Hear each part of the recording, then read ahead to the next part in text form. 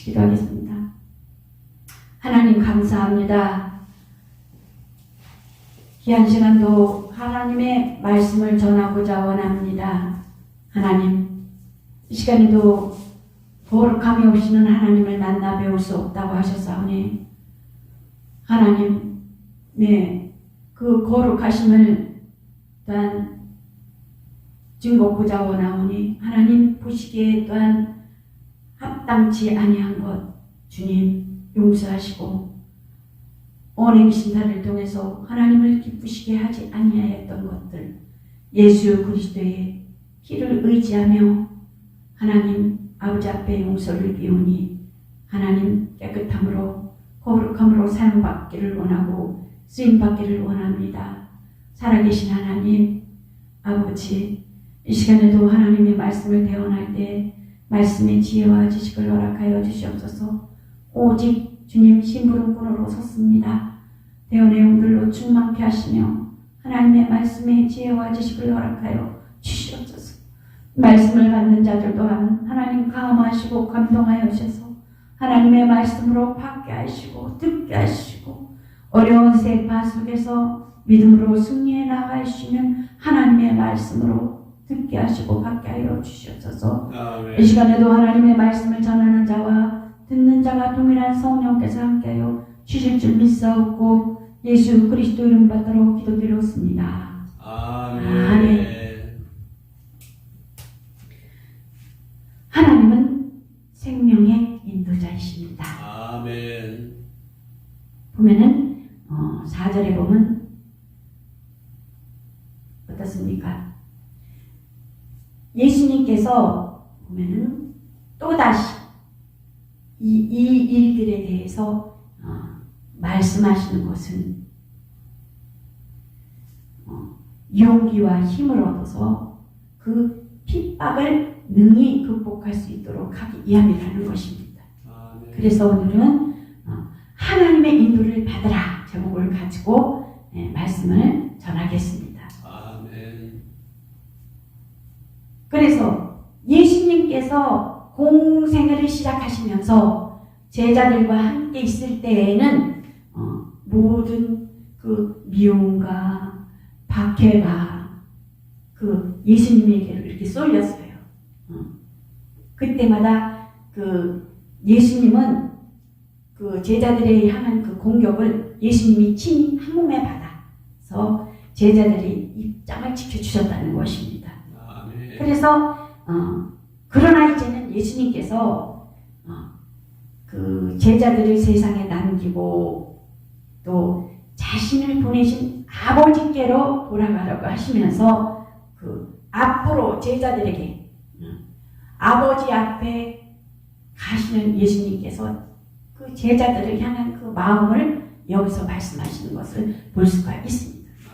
그 제자들이 앞으로 다가올 그 핍박에 대해서 그 제자들의 마음을 미리 준비시키려 하는 것을 볼 수가 있습니다. 성경 본문을 통해서. 그래서 보면은 여기 보면 5절에 보면은 어디로 가십니까?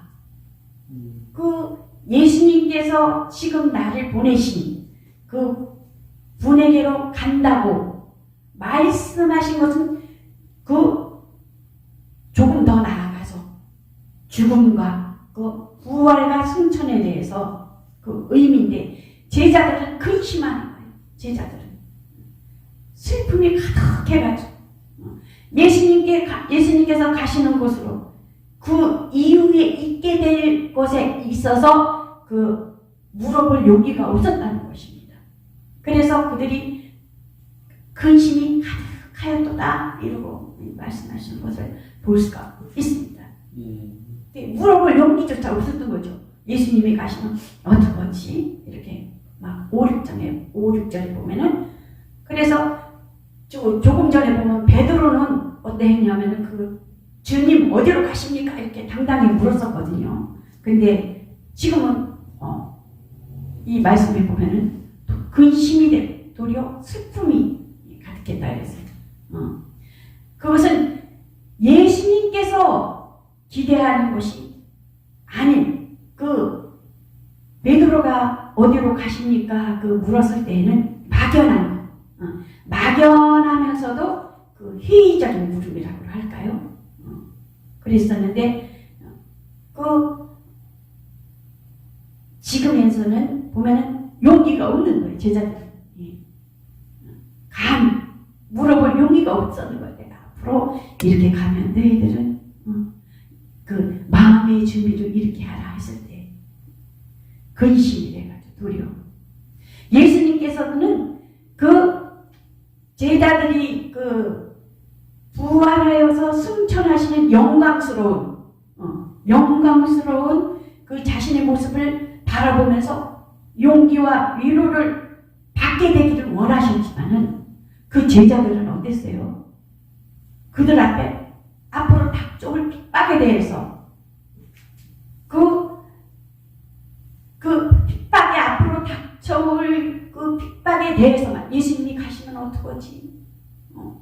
우리들은 홀로 남는데 그 다가올 일에 대한 근심과 염려로 인해서 두려워하고 슬퍼하는 것을 볼 수가 있습니다. 그들은 예수님이 없다면 자신들이 가야 할 길을 알지 못하는 목자 없는 그 어린 양이 지나지 않았다는 거예요. 예수님께서 이렇게 돼. 그래서 보면은 그 7절에 보면 실상을 말하노니 진실로 진리로 말하노니 내가 떠나가는 것이 유익이라. 누구한테는 거예요? 너희에게 유익이라는 거예요. 너희에게 유익이라. 어때서 유익이라고요? 너희에게 내가 떠나가면 보이사, 즉 성령을 보낼 것이며 그 성령에 보낼 것에 대해서 네 가지 유익을 볼 수가 있습니다. 예수님을 통해서 제자들과 함께 하셨던 성령은 이제부터 더 개인적으로 임할 것이다. 개인적으로 임할 것이다. 또한 성육신하신 예수를 장소와 시간과 죽음에 그 한계가 있었지만은 예수님이 있을 적에는 한계가 있었지만 성령이 오실 때는 시간과 공간을 초월하여서 역사하실 것이다. 라고 하며 또한 그동안 제자들은 예수님의 보는 것에 의하여 또한 의존하여 살았지만 예수님을 보는 것에 의존하여 살았지만은 앞으로 오직 믿음으로만 살 것이다. 살아가게 될 것이다. 또한 제자들은 성령의 역사심을 통해서 예수님의 그 말씀하신 것에 대해서 그 사역하신 것에 대해서 더욱 명확하게 알게 될 것이다. 어떻게 해서? 성령이 각각 임함으로 인해서 그런 것을 볼 수가 있습니다. 그냥 8절에서부터 11절에 보면은 어떠냐면은 보혜사께서 오시면 죄와 의에 대해서 심판에 대해서 세상이 잘못하고 있는 점을 깨닫게 하실 것이다 라고 말씀하고 있는 것을 볼 수가 있습니다. 곧 성령께서는 증명하시고 깨닫게 하고 꾸짖다, 또한 교정하다, 설명하다, 드러내다 라는 뜻이 되어 있습니다. 그래서 성령이 하시는 일은 곧 변호뿐이 아니라 세상의 그 모든 잘못을 책망하고 고발하는 역할을 맡아주신다는 것입니다. 그래서 9절에 보면 세상의 죄에 대해서 9절에 보면 어떻게 돼요? 죄에 대하여라 하면 그들이 나를 믿지 아니하며 잘못 생각하는 것에 대해서 깨닫게 하실 거죠. 범죄하고 타락한 인간은 죄 가운데 있으면서 자기 중심의 생활, 자기 중심, 자기 생각, 자기 눈높이 이런 생활에서 예수님을 반역하는 것이 곧 제약된 일이라는 것입니다. 제약된 것임을 깨닫게 하신다는 것입니다.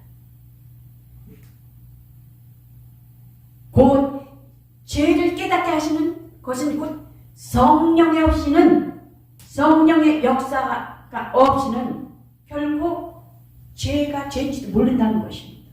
성령의 역사가 있어야 죄를 또한 10절에 보면 자신이 죄인임을 깨달으시다라는 것입니다. 성령이 그 일하시는 세상에 의해 잘못된 생각하는 점을 깨닫게 하시는 유대인은 율법을 의로 여기잖아요.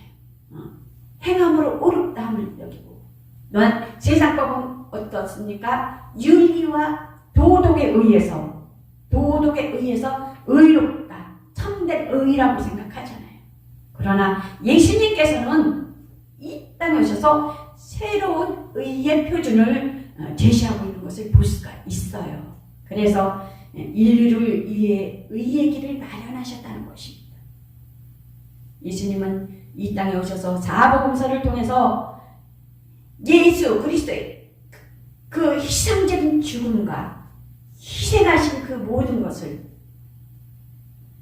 그 말씀과 행위와 그 의로움을 통해서 희생적인 죽음을 그리스도를 통해서 우리에게 은혜를 주시고 우리에게 또한 오로지 모든 만물과 생명이 있지만은 하나님께서 하나님의 형상으로 사람을 지으신 그 사람에게만 격상시켜 주셔서 은혜 가운데 그 믿는 자들에게 은혜 가운데 거하신다는 것입니다. 그래서 예수 그리스도는 부활하고 승천하시면서 아버지께로 돌아가심으로써 증명되는 거예요. 죄가 없음을 증명된다는 것입니다. 세상이나 유대인은 그리스도를 통해 얻는 이러한 참된 의는 절대적으로 의를 이루지 못한다는 것입니다. 법적과 세상적인 의로는요. 그래서 성령께서는 분명히 깨닫게 해주신다는 것입니다. 세상이 심판에 대해 잘못 생각하는 점을 죄의 주체는 누구예요? 사람이에요. 의의 주체는 뭐겠어요? 그리스도. 10절을 보면요. 심판의 주체는 이 세상의 통치자 마귀, 세상 임금이라는 것입니다. 예수님께서는 빌라도 법정에서 사형 판결을 받으셨습니다. 그러므로 십자가에서 십자가에 처형된 죄인들만 질 수 있는 것, 처형대에서 처형당했다고 생각하겠지만은 실제로는 이 세상의 통치자 마귀가 심판을 받은 것입니다. 심판을 받고 또한 뭐가 남았어요? 앞으로 그 지옥 갈 날만 남았다는 거예요. 심판을 받고. 예수님이 죄가 없다는 증거는 뭐예요? 부활과 승천의 사건이었다는 것입니다. 현재 완료형이지요. 그래서 이미 심판을 받았다는 뜻인 것입니다.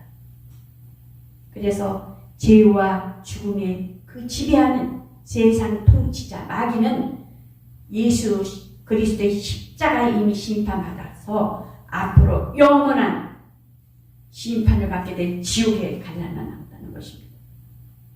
12절에 보면은 제자들은 그 말들을 도저히 이해할 수가 없다는 것입니다. 내가 너에게 이룰 것이 많으나 지금 너희가 감당치 못하리라.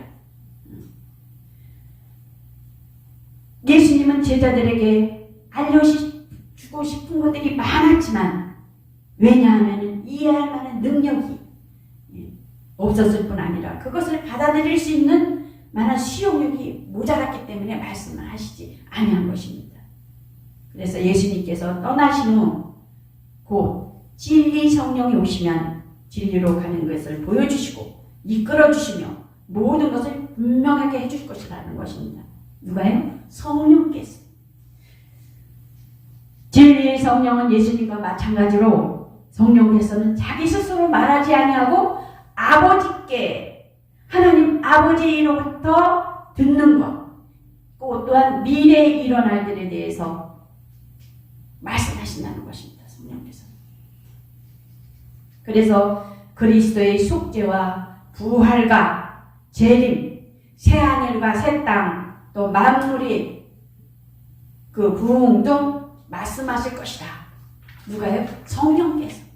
그래서 모든 진리는 예수 그리스도의 인격과 말씀과 행위에 대한 진리를 가르치고 있다는 것입니다. 그래서 성령은 안내자 역할을 하며 또한 안내자 역할을 하는 인격이시며 또한 인도하신 일만 하시고 또한 진리를 깨닫게 하신다는 것입니다.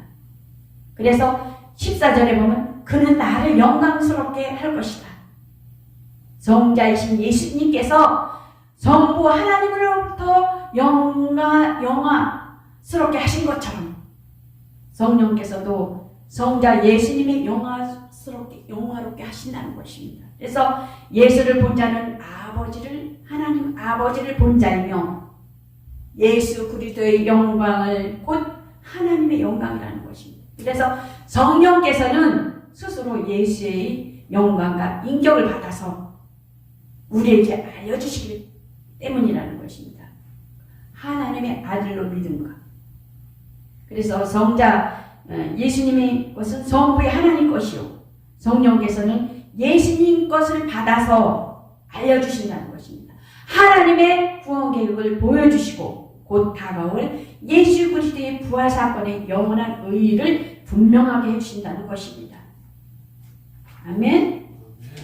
그래서 보면은 방황하는 인류에게 우리는 다 양 같아서 그릇 행하여 각기 제 길로 갔거늘 여호와께서는 우리의 모든 죄악을 그에게 담당시키셨다라는 것입니다. 아멘. 생명을 인도하시고자 선한 목자가 되셨다는 것입니다. 요한복음 10장 16절에 보면은 하나님의 아들로 보내셨으니 요한복음 1장 10절에 말씀이 육신이 되어 우리 가운데 거하시네. 자기 백성이 자기 땅에 오면 자기 백성이 영접지 아니하다라는 것입니다. 이스라엘에 오셨지만은 영접지 아니했다는 것입니다. 예수는 길이요 생명이요 진리임에도 불구하고 하나님의 뜻은 온 인류를 구원하시니 예수님께서 말해요. 내가 생명이 떡이다. 내 아버지의 뜻은 아들로 보고 믿는 자마다 영생을 얻는 이것이니 마지막 때에 다시 살아나리라. 그 구원의 인도하심을 받아들이는 권리는 신명기에 보면 뭐라 그랬어요? 보면은 내가 오늘 하늘과 땅과 불러 너에게 증거를 삼느라 내가 생명과 사망과 복과 저주를 네 앞에 뒀으니 너는 택하라. 너와 내 자손이 살기 위해서 생명을 택하라.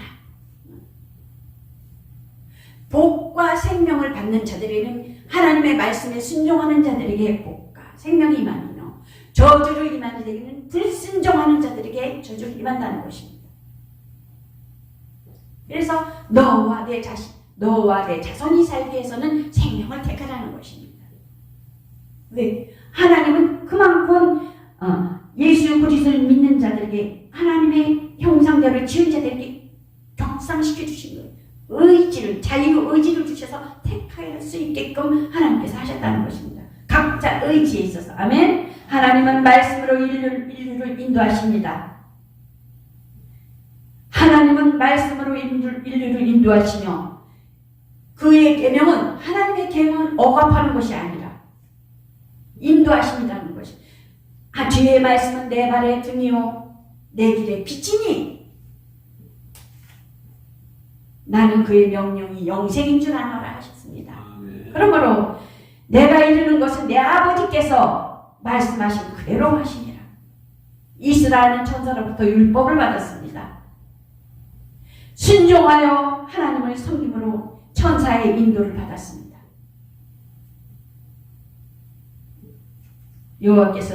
하나님께서는 그 손의 권능으로 애굽을 인도하셨습니다. 그의 길을 불기둥과 그룹기둥으로 인도하셨습니다. 요셉은 어떻습니까? 요셉은 형들에 의해서 팔려가잖아요. 그래도 형들에 의하여 팔려가 또한 종살이를 하며 감옥 생활을 하며 감옥에서 나와서 하나님께서 또한 그 애굽의 또한 총리로 삼는 것을 볼 수가 있습니다. 왔을 때 그들이 그 흉년이 들어 그 형제들을 다 왔을 때 하나님께서 요셉은 하나님께서 함께 하심으로 형통한 자라고 했습니다. 감옥에 있을 때도 그렇고 또한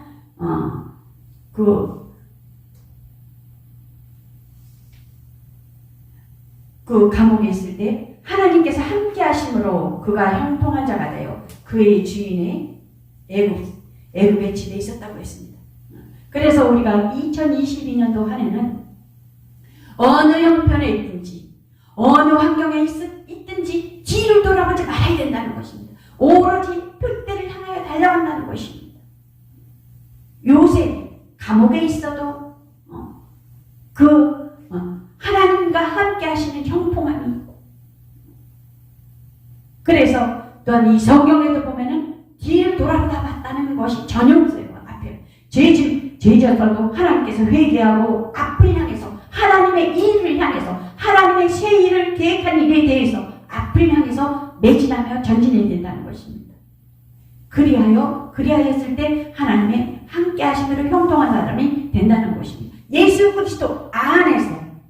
그러므로 성도는 예수 그리스도 하나님의 아들로부터 진리를 받아 순종하여 죽을지라도 성령의 인도하심을 받으리니 진리의 성령이 오시면 너희를 모든 진리 가운데로 인도하신다는 것입니다. 그가 스스로 말하지 아니하고 오직 듣는 것을 말하시며 장래일을 너희에게 알리시리라는 것입니다. 그가 내 영광을 나타내리니 내 것을 가지고 너희에게 알리겠습니다라는 것입니다. 그래서 예수님께서 뭐라고 말씀하셔요? 성경에 보면 예수님이 계신 곳에 가서 내가 너희를 위하여 거처를 예비하면 내가 다시 와서 너희를 내게로 영접하여 나 있는 곳에 너희도 있게 하리라는 것입니다. 하나님의 성도의 신앙생활은 하나님의 인도하시는 체험이 있어야 돼요. 체험이 있어야 돼요. 체험만이 있는 것을 끝이 아니라 경험되어져야 된다는 것입니다. 그래서 그 요셉과 같이 그 형들에게 미워하지 아니하고 그는 어떻게 고백을 하고 있습니까? 형들 앞에 내가 나를 이리로 보낸 것은 이는 당신들이 아니오 하나님이시다. 하나님이 나를 바로에게 아버지를 삼으시고 그 온 집의 주로 삼으시며 애굽 온 땅의 통치자로 삼으셨나이다. 하나님의 그 계획하신가, 하나님의 그 구원하는 하나님의 계획하심을 알았다는 것입니다. 요셉은 그래서 하나님의 구원 계획에 예수 그리스도 안에 동참한 자 되어서 해오름께는 성령의 어디로 인도하시든지 예수님께 속하여 따르는 여러분과 저가 되시기를 예수 그리스도 이름으로 축원합니다. 하나님 감사합니다.